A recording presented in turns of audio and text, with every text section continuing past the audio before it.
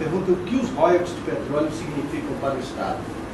Vou comentar a Valéria, e de fato é uma boa pergunta para a gente iniciar esse bate-papo, porque royalties é uma indenização, é uma compensação aos estados e municípios produtores pela demanda que se estabelece nessas regiões, na área de saúde, na área de educação, investimento em infraestrutura, na área de compensação ambiental.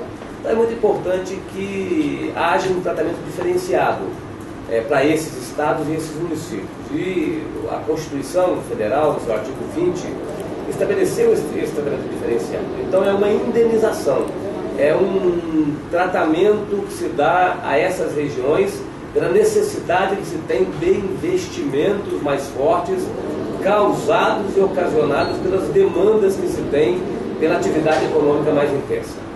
Aí o senhor responde também ao Amadeu Martins, Cariacica. Todo mundo fala em royalties, mas o que são royalties? O senhor explicou um pouco. Acabei respondendo ao Amadeu também nessa primeira pergunta. Os royalties, de fato, assim, são recursos, né, que nós recebemos aqui. Royalties, participação especial, não é só, a gente trata só de royalties, mas nós temos royalties, tecnicamente falando, temos participação especial, que é outra forma de arrecadação de tributo vindo do petróleo, que são essas indenizações, né, e são compensações aos estados e municípios. Por isso que nós exigimos, estamos solicitando e buscando sempre o entendimento para que haja uma distribuição diferenciada para essas regiões produtoras. A Amanda Costa, lá de Cachoeiro, também por e-mail, pergunta: por que a emenda Y não pode ser aprovada? Olha, Amanda, porque a emenda Y seria um tratamento diferenciado, mas desfavorável para nós.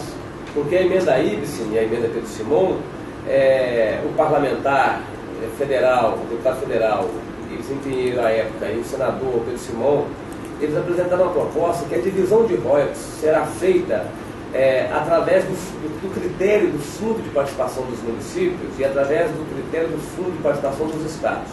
Esses critérios que definem esse repasse para os estados e dos municípios é um critério que favorece muito o estado do Nordeste, do Norte, do Centro-Oeste, e é um critério desfavorável para os estados do Sudeste e do Sul.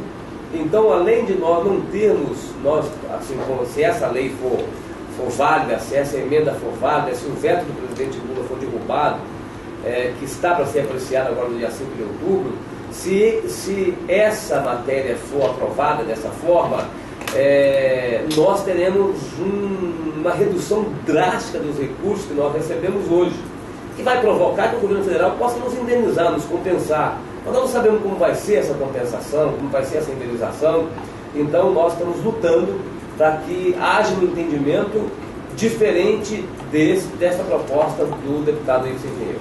A Vanessa Moraes de Vila Velha, por e-mail, e por Facebook, a Lucinéia Módulo, não diz de onde é. Ambas querem saber qual é a proposta defendida pelo Espírito Santo, pergunta a Vanessa, e qual a atitude do governo federal, do governo do estado e da bancada, caso os royalties sejam distribuídos também para os não produtores. Vanessa e Lucinéia, nossa proposta é a proposta de manter, sem alteração, aqueles contratos já feitos. Nós temos, no debate da nova lei de exploração do petróleo, nós tivemos uma mudança. Agora é um formato de partilha. Então, o governo federal que é dono de todo o petróleo, ele vai contratar empresas para explorarem o petróleo para ele, o governo federal, para a instituição federal. Do jeito que é hoje, é uma concessão. Empresas privadas e públicas, no caso da Petrobras, participam de leilões de concessão para que tenham o direito de explorar. Nessa exploração pagam tributos, pagam os impostos, e o petróleo é da empresa que está explorando, Petrobras ou outra empresa privada. Na partilha, o petróleo é do governo federal. Então, o que nós estamos querendo? Que as áreas que já foram concedidas, que se permaneça a regra do jeito que é hoje. Os recursos que são para os estados, para os municípios, sejam os mesmos do momento do contrato, nessas áreas concedidas. Para as áreas de partilha, que serão exploradas a partir da definição completa desse novo marco regulatório, para essas áreas nós estamos defendendo um projeto que o presidente Lula, então no ano passado, encaminhou ao Congresso Nacional, que é o projeto de lei 8051, que distribui de forma mais igual os recursos para o Brasil todo, mas mantém um tratamento diferenciado para os estados e municípios produtores. Então, que se mantém os contratos firmados e que se estabeleça uma nova distribuição para as áreas que serão licitadas da região do pré-sal, né, daquele modelo de partilha que teve a sua regulamentação aprovada no ano passado no Congresso Nacional.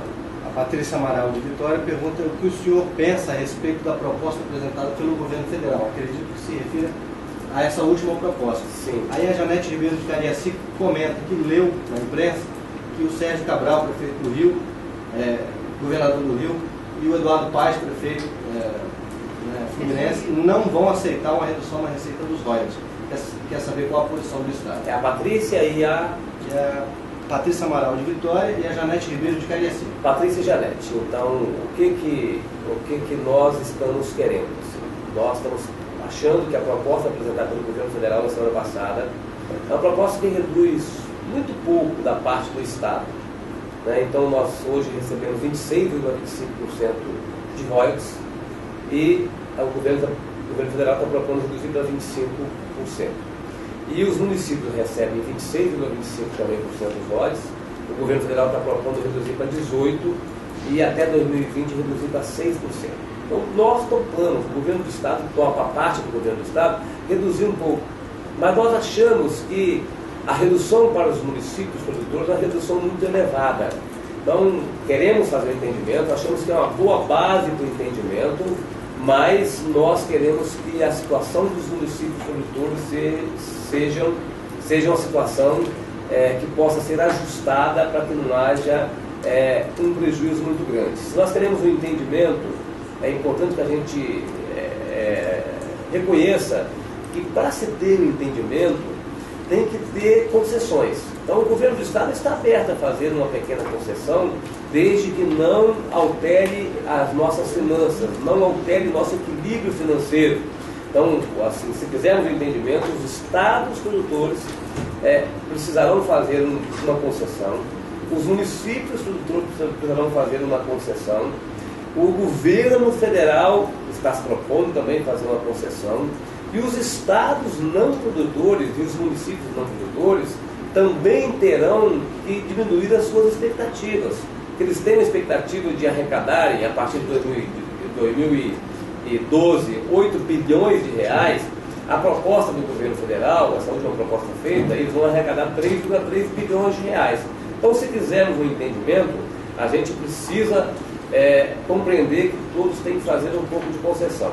O problema da proposta do governo é que, sobre essa proposta, alguns parlamentares e alguns governadores estão tentando avançar para que a gente possa dar uma contribuição ainda maior. Aí não vai ter outra alternativa a não ser a gente entrar na justiça para tentar valer o nosso direito de um tratamento diferenciado e o direito do Espírito Santo de não perder a sua arrecadação e não desorganizar as suas finanças. O Estado do Espírito Santo é um Estado que já passou por muitas dificuldades, agora nós conseguimos nos organizar administrativamente, nós estamos cada vez organizando mais esse Estado.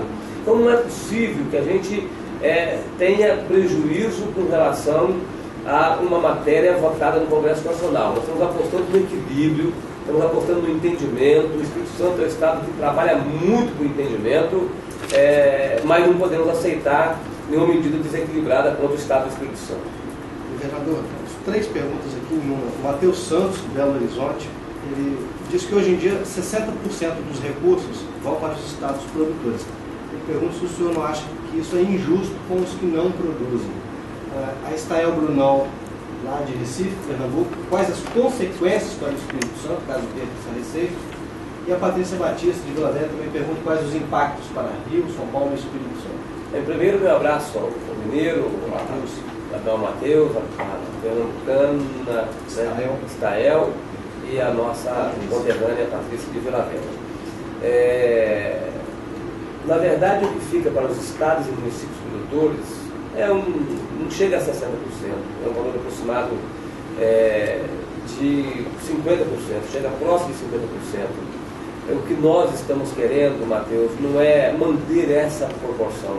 Nós já aceitamos uma regra proposta pelo presidente Lula de termos uma redução para estados e municípios. Estado tem uma participação de 25%, município tem uma participação de 6% nos recursos do pré-sal. Então nós sairemos de quase 50% para 31%. 31%, mas depois também tem alguns municípios que vão receber aqueles que estão com algumas instalações de petróleo, então chegaríamos a 34%. Os outros 19% para a União e 44% para os estados e municípios não produtores. Então o que nós estamos querendo é preservar aquilo que nós estamos arrecadando.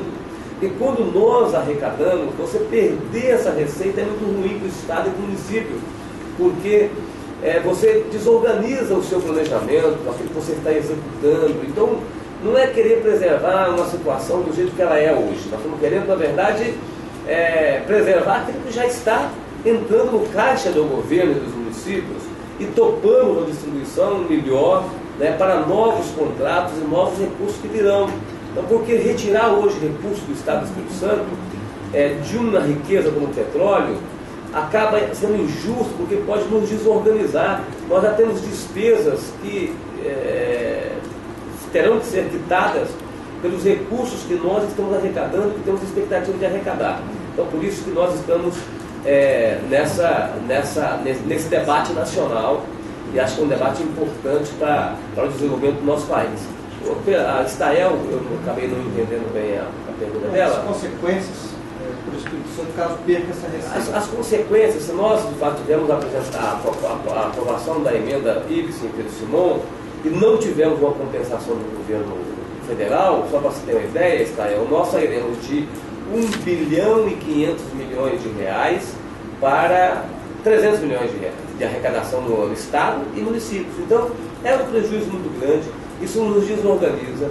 Nós vamos fazer de investimento 1 bilhão de reais, o Estado vai perder aí 700 milhões de reais, só o governo do Estado, só com essa nova regra. Então, isso desorganiza o Estado do Espírito Santo, fragiliza politicamente o nosso Estado, fragiliza as lideranças do Estado.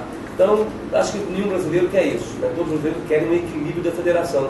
Lembrando também que a arrecadação do petróleo é uma arrecadação que o ICMS é cobrado lá no destino, onde a pessoa consome a gasolina, o diesel, outros produtos. A arrecadação, a maior parte é na origem, uma parte na origem, uma parte no destino. No petróleo não. No petróleo, como os estados produtores já tinham e já têm essa indenização dos royalties da participação especial, a Constituição de 88 estabeleceu que toda a cobrança de ICMS é lá no destino.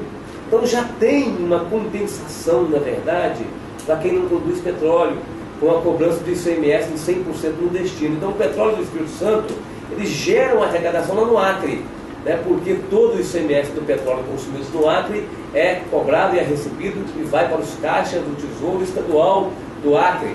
Assim como também já foi feita uma compensação, na hora que se distribui o fundo de participação dos estados, a maior parte desse recurso vai para os estados não produtores de petróleo, são os estados do Norte, Nordeste e Centro-Oeste. Então existem já compensações e existem mecanismos que têm o objetivo de equilibrar a distribuição de riqueza. Mas nós não estamos também fechados a propostas novas, então por isso nós aceitamos propostas novas para recursos do pré-sal. E a menina de Vila Velha fez uma pergunta. Acabou, os impactos para o Espírito Santo de São Paulo. Já respondi. Já está respondido. O senhor respondeu assim também o Rafael Simões da Serra, o Kleber Pereira Alves de Vitória. E Muito obrigado, Kleber, pela participação. O Pedro Garcia disse que é uma boa iniciativa e poderia ser semanal. Deixa uma sugestão aí do senhor. O bate-papo aqui, né? Isso. Na internet, no Twitter. Sou Grenar. Não vou dizer que seja semanal, mas de vez em quando nós vamos fazer. É a primeira vez que o governo do Espírito Santo faz, primeira vez na história do Estado, que faz um bate-papo pela internet, usando aqui o Twitter. Então é uma alegria e está se mostrando um bom mecanismo de interação e de intercâmbio com o cidadão capixaba e com o cidadão do Brasil todo e do mundo todo, porque a internet é uma rede mundial, então está seguindo a comunicação também nossa. Também é um instrumento que a gente tem aqui importante para a gente usar para prestar conta da informação daquilo que a gente está fazendo. Governador, Sou Grenar diz assim: a receita proveniente dos royalties beneficiará também o esporte do Espírito Santo? É torcedor da Desportiva. É verdade. Sou Grenar, um abraço aí da turma desportiva, torcedor da Desportiva Ferroviária, aqui do estado do Espírito Santo. Nós estamos com um grande programa na área de esporte. Só para você ter uma ideia, para vocês que estão acompanhando terem uma ideia, nós temos mais de 20 mil jovens no programa Campeões do Futuro, que são núcleos de diversas modalidades esportivas no estado do Espírito Santo. Nós estamos montando agora 60 núcleos do projeto Esporte pela Paz nas regiões mais vulneráveis, mais carentes da Grande Vitória. Vamos montar 150 núcleos nas escolas estaduais, para que a gente possa incentivar diversas modalidades esportivas.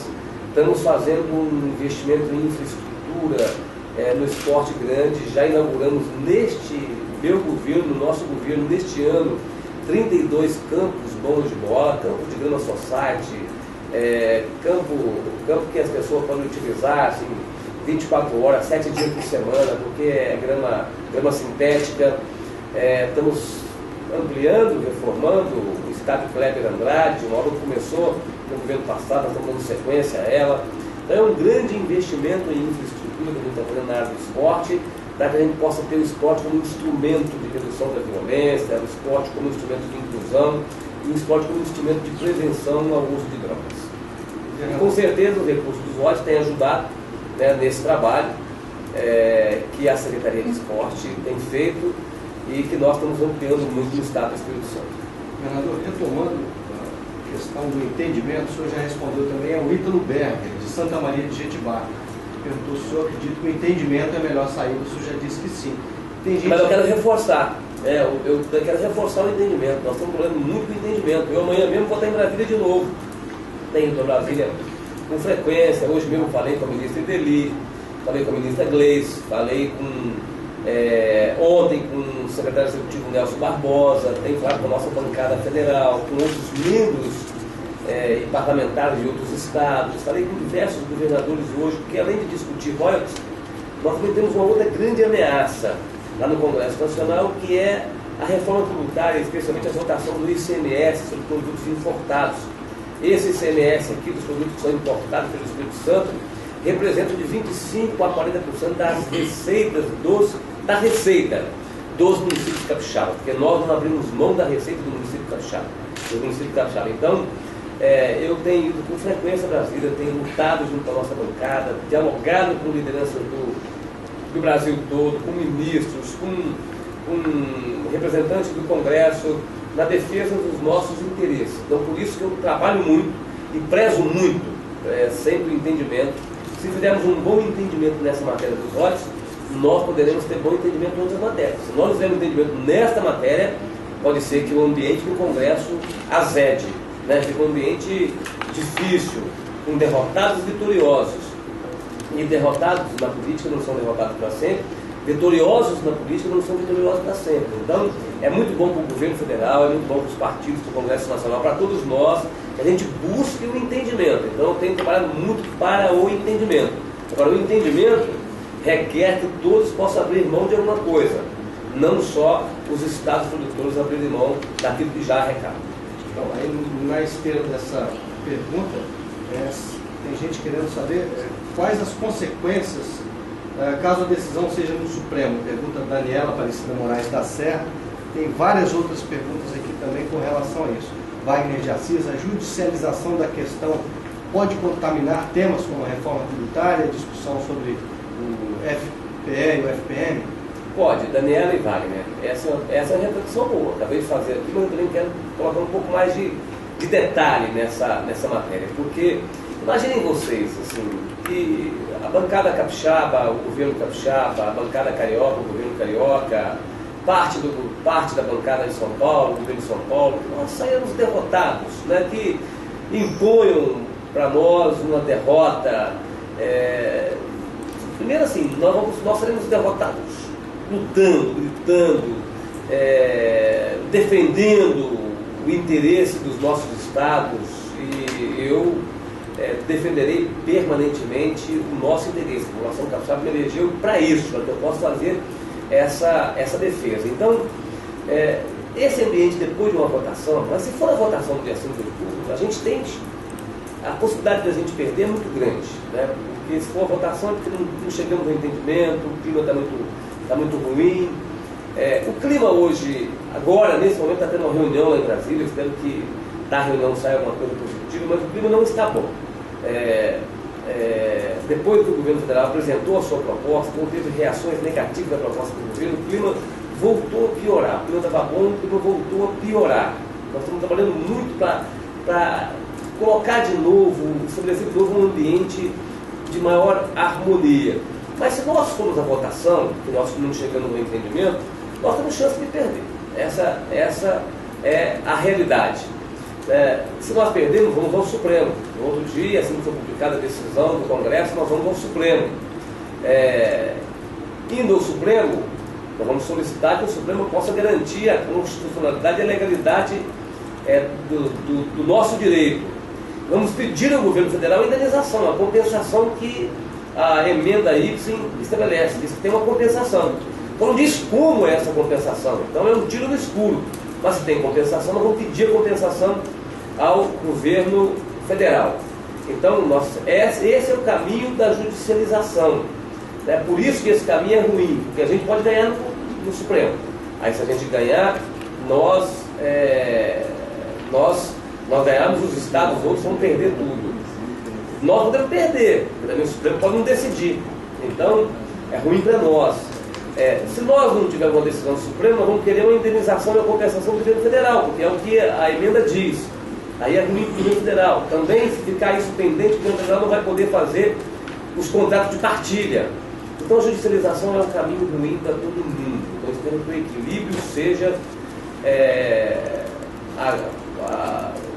o que deve contaminar os debates, para que a gente possa fechar o entendimento em torno dessa matéria. Tadeu Rezende de São Mateus se preocupa com o seguinte: caso o Espírito Santo saia perdendo, haverá aumento de impostos para compensar essa perda financeira? Não temos nenhuma projeção, Tadeu, para aumentar os impostos. Pelo contrário, nesses últimos dias nós reduzimos a zero o ICMS do pescado, do peixe, do filé de peixe. Nós reduzimos o leite, os seus derivados. Então, assim, nós estamos apostando que nós vamos resolver isso. Estamos preocupados, muito preocupados. Preocupados com o ROD, preocupados com o ICMS. Estamos muito preocupados. Mas eu não posso acreditar que queiram desorganizar o Espírito Santo. Não posso acreditar nisso. Então, estou trabalhando, lutando. Amanhã mesmo estarei em Brasília, de novo, com uma série de reuniões, de contatos, de trabalho lá em torno desses dois temas. Estou apostando que a gente vai resolver.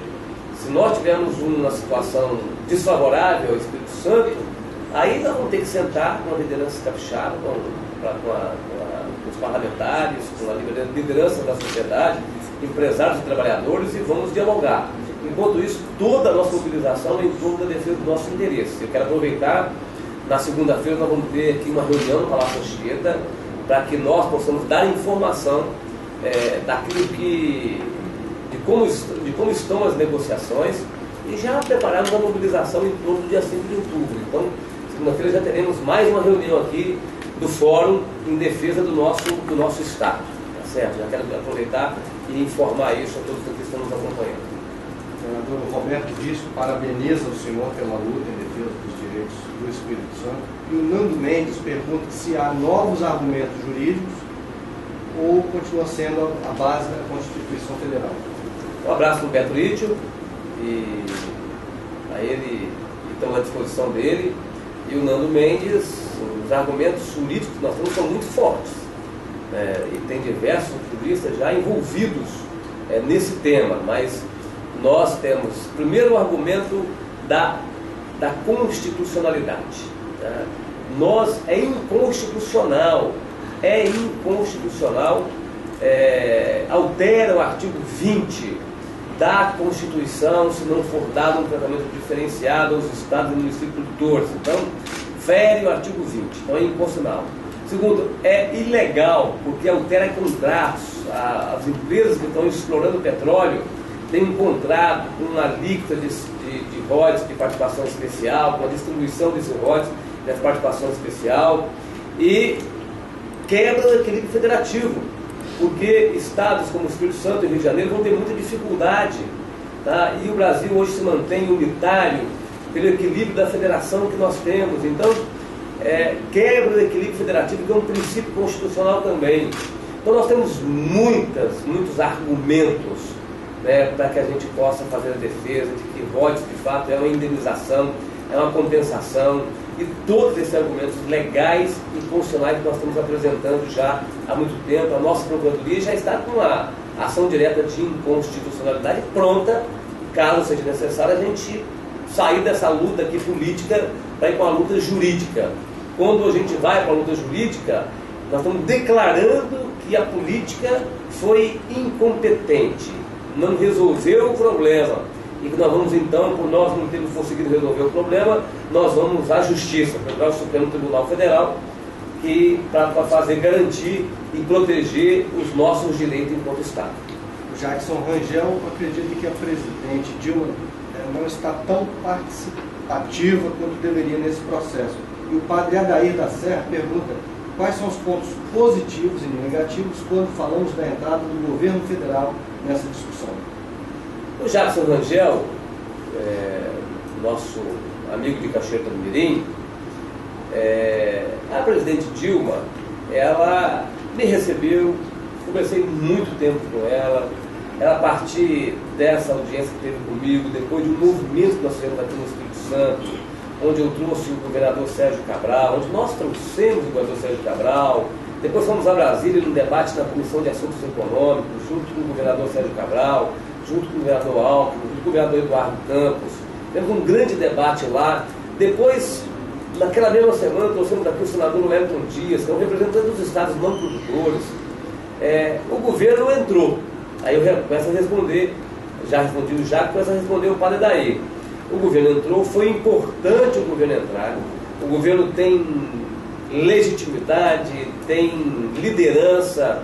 A presidente Dilma tem liderança para coordenar esse entendimento, para puxar esse entendimento, para conversar com os líderes do Congresso Nacional. Então foi muito bom o governo ter entrado.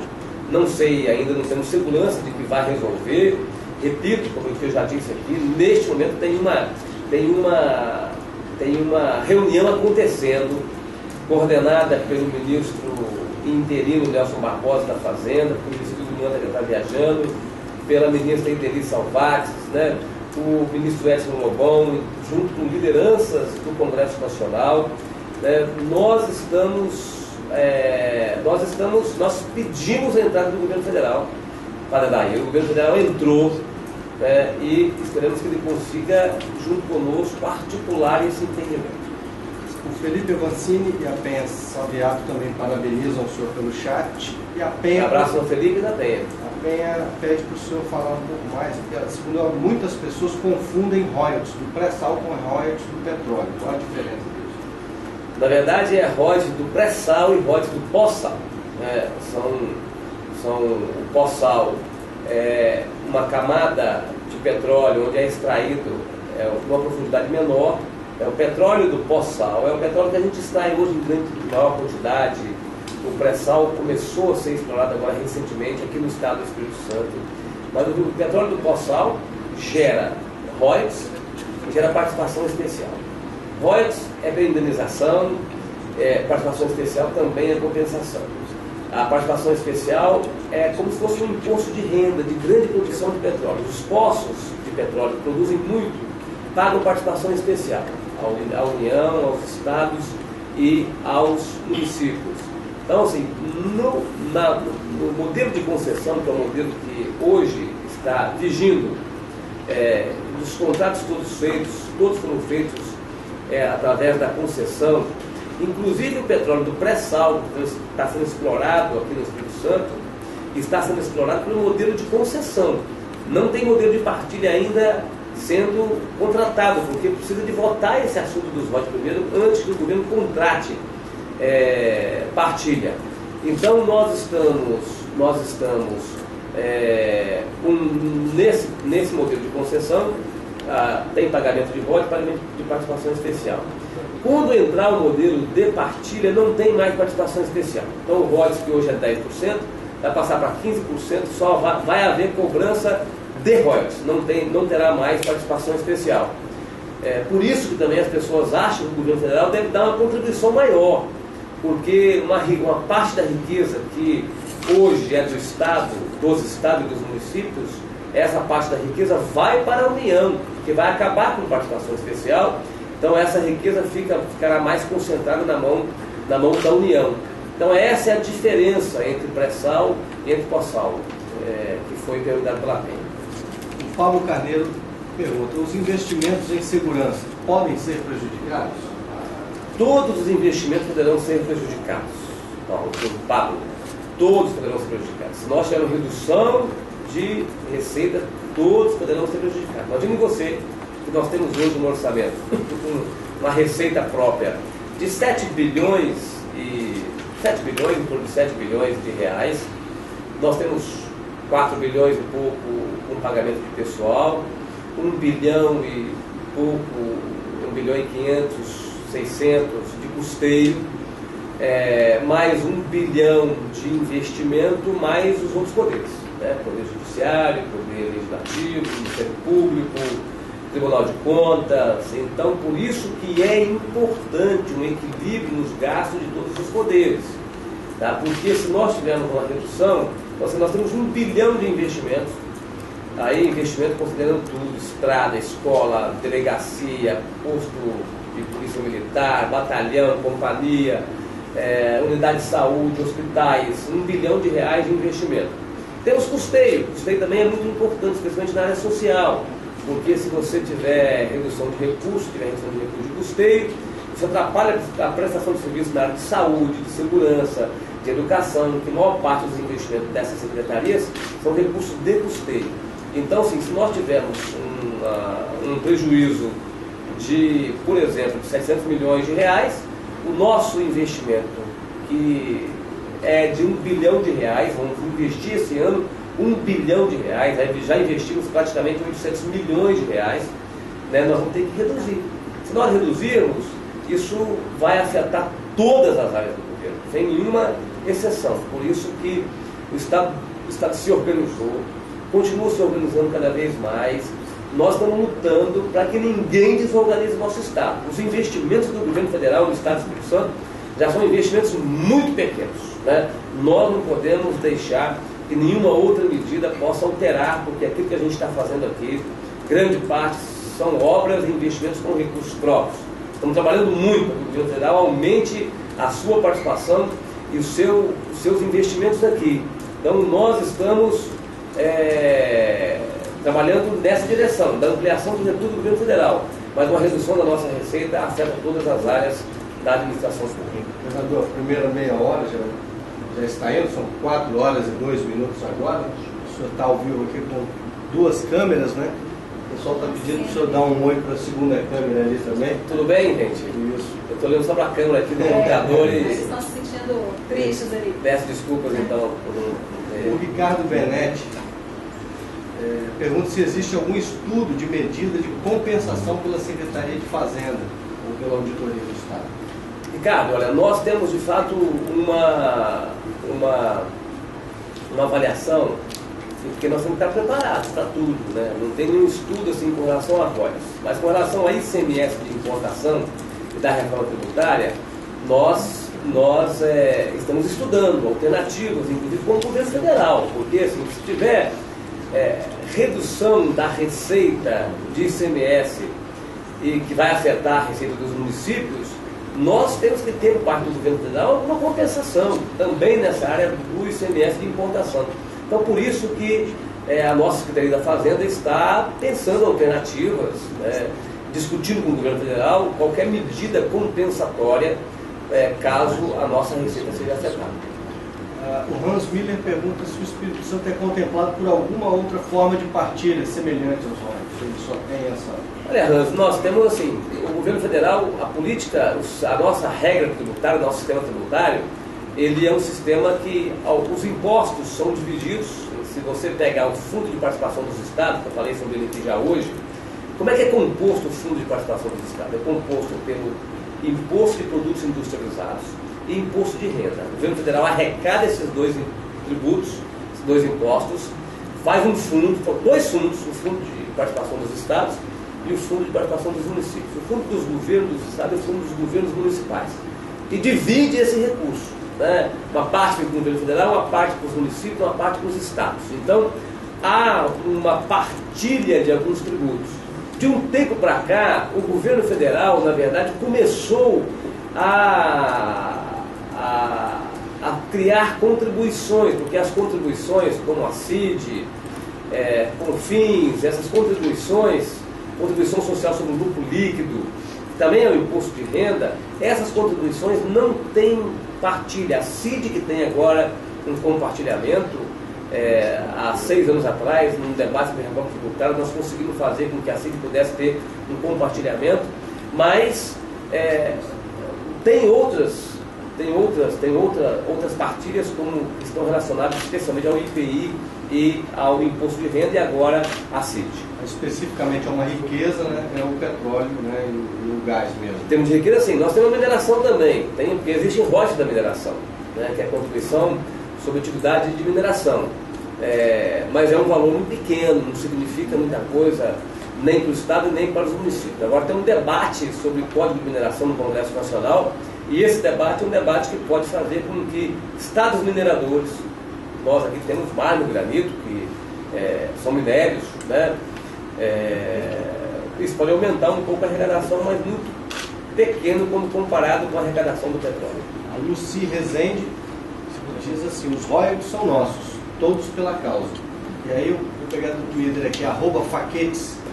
Governador, o senhor acha... Obrigado a Lucy, primeiro, né, por estar junto com a gente nessa luta.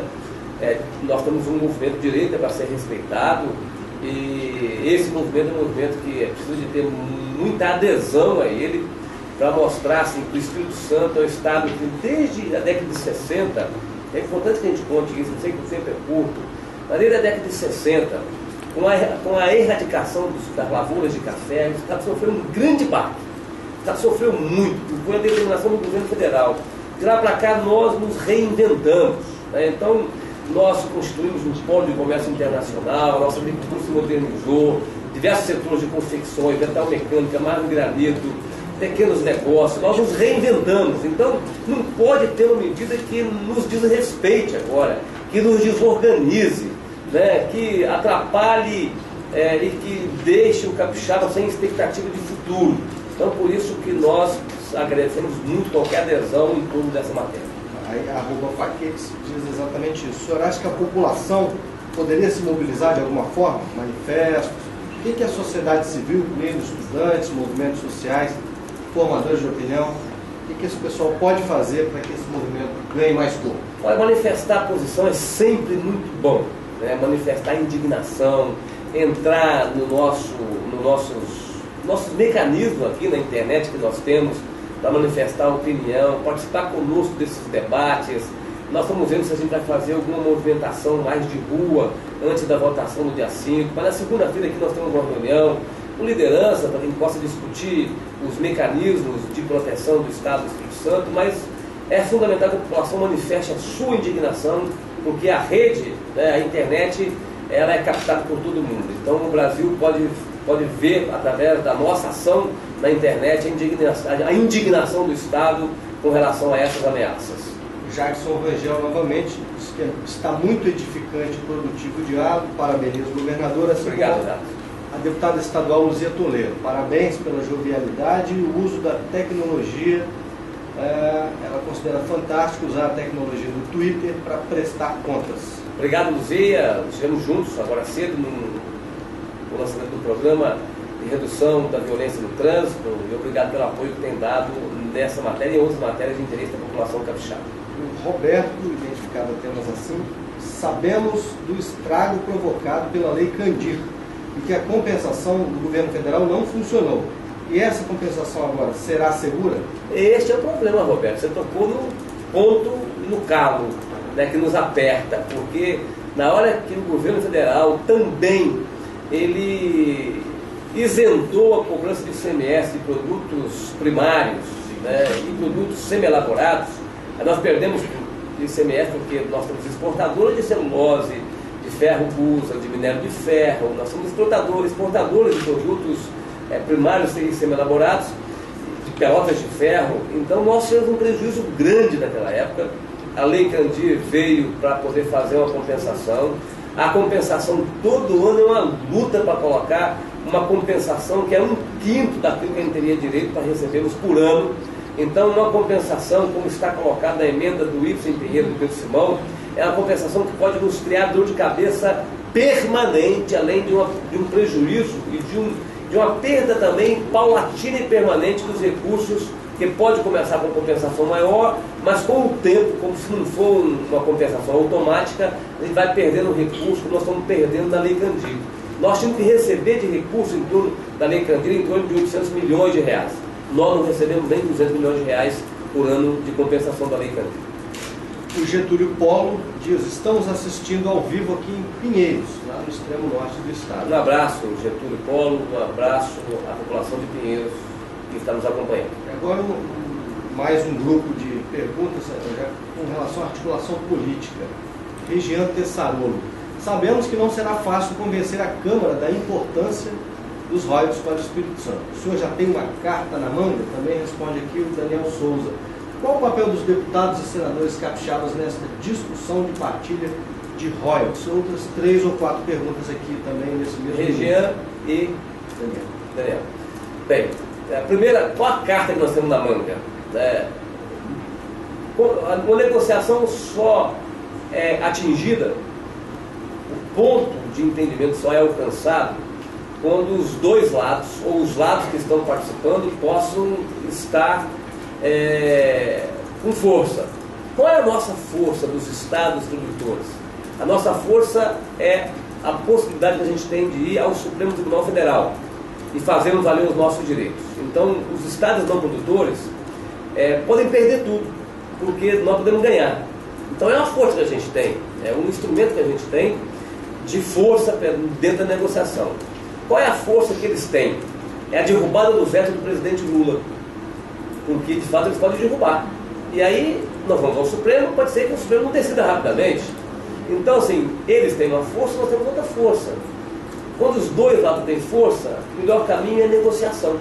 Então, por isso que nós estamos apostando a carta na nossa mão, que é o Supremo Tribunal Federal, porque está embasada na constitucionalidade, na legalidade do equilíbrio da federação, do equilíbrio federativo, e a força que eles têm é a força da derrubada, a possibilidade da derrubada do veto. Então, por isso que estamos caminhando na negociação. Qual o papel da bancada? E a bancada tem exercido um papel importante, porque tem estado junto nessa negociação. Os 3 senadores, os 10 deputados, estão trabalhando junto comigo e junto com as outras lideranças capixabas na defesa dos interesses do Estado do Espírito Santo. Não tenho nada a registrar de negativo com a bancada, só de positivo. E amanhã de novo estaremos juntos lá em Brasília para que a gente possa continuar junto com a bancada a defesa do nosso Estado. O Guilherme Assunção de Vitória diz assim: houve mudança no marco regulatório em ano eleitoral e não houve debate sobre a qualidade, mas apenas sobre a divisão dos recursos. O senhor não acha que o Congresso está deixando de discutir o mais importante, que é a aplicação desses recursos, dos royalties, por parte dos estados e municípios, tanto quem produz como quem não produz? É o Guilherme Assunção. O Guilherme tocou num ponto também muito importante, né, que nós temos debatido ele. A distribuição de royalties. O governo mandou a proposta sem mexer nos royalties. A Câmara incluiu a questão dos royalties, né, nesse debate. E a distribuição de royalties de petróleo virou o tema mais importante do setor de petróleo e gás nesse debate do marco regulatório. E estabeleceu, assim, um debate, uma discussão de um tema menos importante. É muito importante para nós, é muito importante para o Rio de Janeiro, pelo que a gente arrecada, mas também é muito importante o marco regulatório. E aí o modelo de exploração de petróleo, não foi debatido adequadamente, porque ficou mascarado, camuflado pelo debate de distribuição de rotas de petróleo, e o Guilherme tem toda a razão com relação a essa abordagem. Fábio Malini elogia a iniciativa do governador de falar pela Politicano. Fábio é professor da UFRGS. Fábio é especialista na área. Agradeço muito a sua participação. E o Hans Miller, a quem o senhor respondeu sobre se o Estado tem outra riqueza específica, né, o senhor falou do granito, ele pergunta assim, por que não adotar modelo de compensação único para as riquezas? Por que diferenciar royalties de riquezas naturais? Hans, tá certo. Nós não estamos conseguindo fechar o entendimento em torno dos royalties. Se nós colocarmos outros assuntos para o debate, a gente dificulta ainda mais esse entendimento. A compensação para uso de recursos naturais é uma compensação que em alguns casos existe, mas não é na mesma avaliação e da mesma intensidade de um produto que ainda tem um valor econômico tão grande, tem um valor ambiental negativo, na verdade, e tem um valor econômico grande. Então, a sua observação é a observação que tem total procedência para que haja um debate em torno do tema, mas ela não tem condição de ser incorporada neste momento, porque dificultaria esse entendimento. Mais perguntas aqui. Diversos prefeitos foram a Brasília na última semana debater a questão da distribuição dos royalties. O senhor acha que teve algum efeito essa manifestação? José Carlos, de Cachoeira de Itapemirim. Os prefeitos foram a Brasília, o prefeito do Brasil foram a Brasília no dia 13, 14 de setembro. Na semana passada devem ter ido para também participar de alguma reunião sobre royalties, mas o que os prefeitos fazem, aí é um movimento contra nós, estados produtores, municípios produtores, buscando a votação do veto que foi assinado pelo presidente Lula. Então a movimentação dos prefeitos é uma movimentação que geralmente acontece para tentar forçar a aprovação do veto. A participação de todas as lideranças, de todos os cidadãos e cidadãs nesse processo, é uma participação importante. O Léo Brandão acompanha lá no Rio Grande do Sul, está em registro aí. Um abraço ao Léo Brandão, um abraço a todos os gaúchos. O senhor já falou sobre isso, mas acho que é pertinente. O Máximo Braga Freitas. Qual perda real dos estados produtores se o veto for derrubado?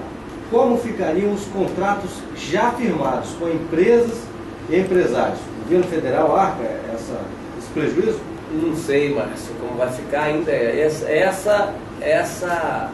Este é o absurdo da emenda do Ives e do Pedro Simão, porque é uma emenda assim, superficial, não diz como vai acontecer a compensação, não fala como vai ser a compensação, e nós achamos que a proposta rompe contratos, altera contratos. O contrato é feito com um percentual de pagamento, com a distribuição desse royalties arrecadado, então é um rompimento de contrato. Então isso vai ser questionado na justiça, por isso que nós estamos ainda buscando uma participação, buscando um modelo que nos leve a esse entendimento.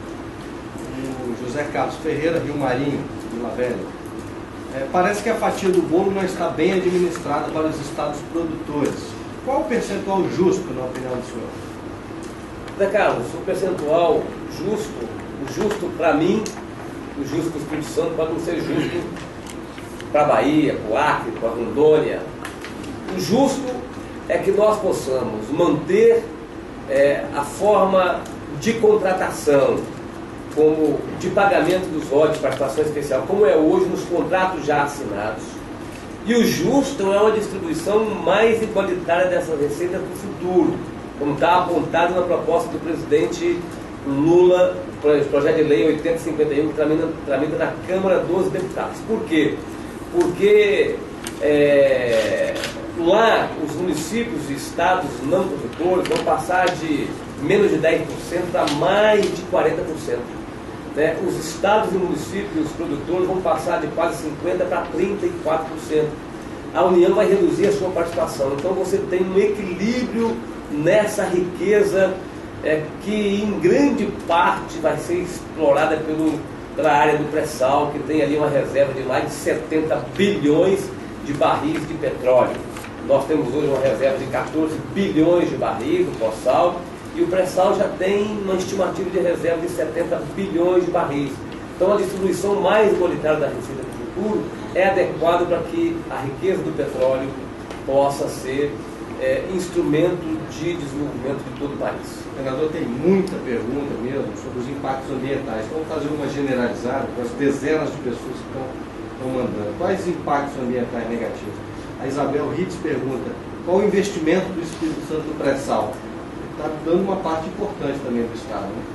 Nós temos, assim, o impacto ambiental é grande, porque você tem impacto no mar, onde o homem chega, onde chega a atividade industrial, tem impacto. Tem impacto na fauna aquática, tem impacto nos animais e tem impacto nos vegetais aquáticos. Então, e tem impacto, às vezes, na atividade dos pescadores. Então, a prospecção de petróleo, a atividade de petróleo, às vezes, altera, né, o sistema de pesca artesanal que nós temos, de nível profissional. Então, tem um impacto ambiental e tem um impacto ambiental em terra, nas atividades industriais que são implementadas, porque o petróleo é um combustível fóssil, e na hora que você explora o combustível fóssil e vai utilizar esse combustível, você gera CO2 e gera outros gases que causam também malefício à saúde e altera o meio ambiente, altera a atmosfera. Então há impacto ambiental, por isso que esses investimentos todos têm que ser muito bem acompanhados por organismos ambientais, por controle ambiental, para que haja uma redução desse impacto e uma compensação de investimento dessas empresas em áreas que têm o objetivo de proteger recursos naturais. No 4h21 agora, o registro aqui do Leonardo Lobo, da Margarete Ventura, que também acompanham, e a Drica Liz, estou acompanhando de São Paulo, estou contente com os esclarecimentos. Leonardo e Margarete, né, que mandaram, também agradeço, a Drica. Eu também agradeço a participação dela lá de São Paulo. O objetivo é esse mesmo, que a gente possa esclarecer o Brasil todo, para quem tem interesse, para quem viaja pela internet, para quem usa a internet, a gente possa esclarecer e mostrar a posição do Espírito Santo no Brasil. O Espírito Santo é um estado da região sudeste. Você que é de São Paulo sabe, São Paulo é outro país, né? Rio é um outro país, Minas é um outro país. Assim, nós estamos vivendo aqui numa região, 4 estados, onde você tem um estado do Espírito Santo, que é um estado bem organizado, tem um crescimento maior que a média nacional, mas na escala de população, na escala econômica, nós somos um estado menor ainda do que os demais. Então nós temos dificuldade de alcançar uma projeção nacional para colocar os interesses do Estado, debater os interesses do Estado na visão dos capixabas, daquilo que nós já sofremos, da nossa história, daquilo que a gente já vivenciou. Então a internet é um mecanismo que ajuda a gente a democratizar essas informações e colocar também o Estado nesse debate nacional. A Inês Simão registra que quem fica com os desgastes e os riscos são os produtores. É isso mesmo, Inês. Nós estamos com muito desgaste. Por isso que a gente não quer tudo, mas queremos um tratamento um pouco diferenciado, para que a gente possa fazer frente a essa necessidade de investimento em infraestrutura, de investimento na área social e de investimento na área ambiental. O senhor falou que o Espírito Santo, em escala, é menor em comparação aos demais da região sudeste.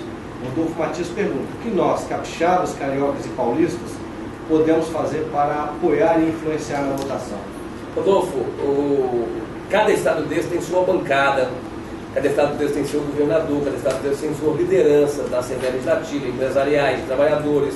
Então a mobilização não pode ser uma mobilização só de lideranças. Então a manifestação popular de preocupação, de indignação com uma possível votação que atinja e que altere as nossas receitas é importante, porque o governo federal também pode se sensibilizar com as manifestações, não só dos governadores, mas também da população. Então, quanto mais gente mobilizada, melhor.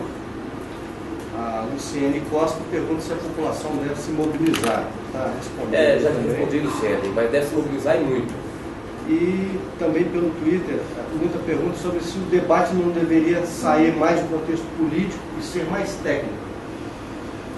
É difícil, porque ele pegou um viés político muito grande, esse debate, uma vez que a votação da emenda na Câmara e no Senado foi uma votação uma vertente só política, um discurso muito fácil, de que vai ter mais dinheiro mais rápido nos municípios, nos estados, e que é possível ter mais recursos rápidos, que o Rio de Janeiro arrecada muito, e que o Espírito Santo arrecada muito, e que tem que dividir essa riqueza para o Brasil todo. Então, entrou num viés político forte, que a gente tem que ter articulação política, mas naturalmente toda a minha articulação política está calcada e baseada e apoiada em informações técnicas, em dados técnicos que nós temos preparados aqui no governo do Estado. 4h25, temos 5 minutos ainda, vamos seguir aqui com as perguntas. Outro do Twitter, @SimontonMF, acho que é isso. Com o impasse, já existem investimentos e negociação com servidores parados? Então, nós não temos servidores parados aqui no Estado, mas estamos abertos ao diálogo com todos os servidores. Acho que ele se refere aos investimentos do Estado e ao risco de isso paralisar serviços públicos. Né? Sim, pois é, eu estou apostando que a gente vai fechar o entendimento. Então, eu tenho que primeiro apostar todas as fichas no entendimento de uma solução adequada do nosso Estado. O Marcos também, só se identifica como Marcos.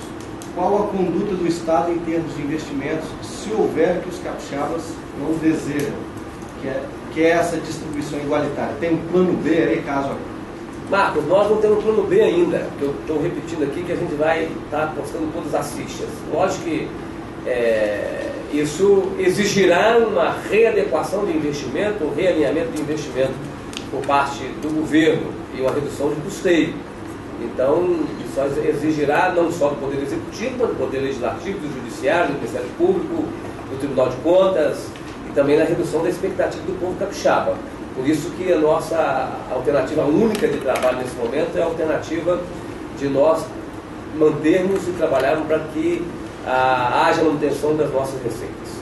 A Amanda de Vila Velha pergunta o que o senhor fará em Brasília amanhã, qual é o próximo passo nesse processo? Amanhã eu tenho uma reunião de governadores com o presidente da Câmara dos Deputados para discutirmos a emenda 29, que é a emenda que trata de recursos para a saúde. Vamos lá discutir esse assunto. Depois eu tenho uma reunião com o ministro dos Transportes e com o presidente da Agência Nacional de Transporte Terrestre, onde eles vão publicar o edital de concessão da BR-101, que é o processo de concessão e, consequentemente, daqui a algum tempo de investimento na BR-101, que é uma BR muito perigosa e que precisa desse investimento. E vou aproveitar e dialogar com a nossa bancada e com outras autoridades do governo no tema dos votos e da reforma tributária. Também pelo Twitter, @milhão e ele pergunta se está prevista a instalação de refinarias no Espírito Santo? Não, nós não temos nenhuma previsão de refinaria. O que nós temos a previsão, estamos trabalhando, é com relação ao polo gás químico. Nós hoje produzimos 12 milhões de metros cúbicos de gás e precisamos de aproveitar melhor, agregar valor a esse gás. Então, o polo gás químico vai produzindo fertilizantes e outros produtos da área de químicos, né, de um produto como o gás oriundo do gás natural. Certo, então, governador, 4h28, a gente então vai encerrando aqui, tem várias outras perguntas, mas que serão respondidas pela assessoria. É bom que a gente possa responder, vamos responder, né, seja através de e-mail, seja através do meu Twitter, do Twitter do governo, para que a gente possa mandar, ter a resposta e a atenção às pessoas que estão participando. Destinar esse 1 minuto final aí para finalizar esse bate-papo. Eu quero agradecer a todos que participaram. Passou uma hora rapidinho, não dá nem para ver, mostra que este é um mecanismo importante que poderemos utilizar em outros momentos, em outros temas de repercussão, como é esse tema da distribuição de royalties de petróleo. Então, quero reafirmar que pela primeira vez o governo usa esse instrumento, esse mecanismo, mas que ele poderá ser repetido, com outros temas, mesmo com esse tema, mas que nós vamos utilizar em respeito a quem navega muito pela internet, a quem usa muito a rede. Então, muito obrigado a vocês pela participação, foi uma participação muito dinâmica. Obrigado a todos. Agradecendo também a @Geraldo Alckmin, @LeiSecaRJ, @PenhaSaviato e todos que divulgaram desde ontem via Twitter e Facebook a realização desse evento, que é pela primeira vez, o governador do Espírito Santo conversando diretamente com a população via internet. Muito obrigado, gente. Um abraço a todos.